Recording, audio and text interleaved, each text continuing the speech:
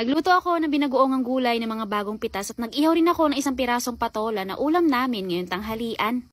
Medyo tanghali na makaakyat kami dito sa taas ng bundok at pagkarating ko nga dito sa kubo ay namitas muna ako ng mga gulay na lulutuin ko para sa ulam namin ngayong tanghalian. Kaunti lang ang pipitasin ko kasi kaming mag-asawa lang naman ang kakain ngayong tanghalian dito sa may kubo. Mga 7 pirasong okra, 4 na pirasong talong at saka mga ilang pirasong ampalaya at sitaw lang yung mga pinagkukuha ko. 5 klase nga ng gulay yung lulutuin ko. Tagi ilang piraso lang sila pero kung pagsasamahin sila lahat marami-rami na rin. Nanguha din pala ako ng 1 piraso na bunga ng kalabasa na maliit lang at buti na nga lang meron pa akong nakita sa tanim ko. Tapos sa patola naman namili ako ng talagang mura pa kasi ang gagawin ko dyan ay iihawin ko na lang. At habang nag-iintindi nga ako ng kakainin namin ngayong tanghalian ng asawa ko naman ay nagapala siya dito sa may sitawan. Maganda kasi magtrabaho ngayon dahil makulimlim at sa itsura nga ng ulap mukhang uulan mamaya ng malakas. Yung isasahog ko pala dito sa gulay ay yung karne na binabad ko sa asin na noong nakaraang buwan pa. Magpapabili pa sana talaga ako kanina ng isda na pansahog dito kaya lang napansin ko naman kanina sa kusina namin na meron pa pala yung karne na binabad ko sa asin. At dahil nga 2 buwan na yon na nakababad sa asin, kaya naman binabad ko nga muna siya ngayon sa tubig para matanggal kaunti yung pagkaalat niya. Pinrito ko din pala muna lahat yung karne kasi yung gulay iluluto ko mamaya sa palayok at hindi naman kasi dun pwede na maggisa. Yung paglulutuan ko rin pala na palayok ay yung luma kasi yung mga bago parang hindi pa rin siya pwedeng paglutuan ngayon gawa ng ang lakas niya pa rin talagang mag-moist. Mukhang mga ilang araw pa na iihawin namin yung mga palayok na binabad namin sa ulan kasi talagang parang ang dami niyang nasipsip na mga tubig. Meron palang mga buo na mga isda yung mga bagoong namin dito kaya naman nilagyan ko nga siya ng mainit na tubig para madurog at yung tinik na lang maiwan. Nilagay ko na rin pala yung karne at hinintay ko nga lang siya dyan na kumulo bago ko nilagay yung mga gulay. Pinagsabay-sabay ko na pala sila lahat dyan na ilagay kasi lahat naman ng gulay na yan medyo matagal-tagal lutuin. Tinakpan ko nga muna siya dyan saglit at hinayaan at habang hinihintay ko nga na maluto yung gulay ay nilagay ko na rin pala yung patola dito sa may baba para ihawin. Naputol pala yung patola na yan kanina nung pinitas ko kaya ganyan yung itsura, wala yung sa bandang taas niya. Pagkalipas ng mga